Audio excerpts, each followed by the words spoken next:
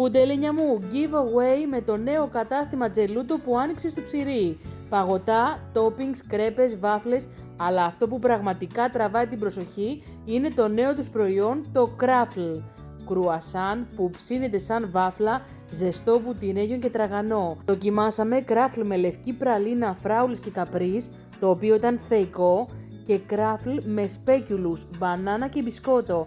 Ο συνδυασμός της καραμελένιας πραλίνας με το ζεστό Craffle και την μπανάνα είναι από αυτούς που δύσκολα σταματάς να τρως. Bubble waffle με soft παγωτό βανίλια, φράουλες και μικρές σοκολατένιες μπαλίτσες και τα λόγια είναι απλά περιτά.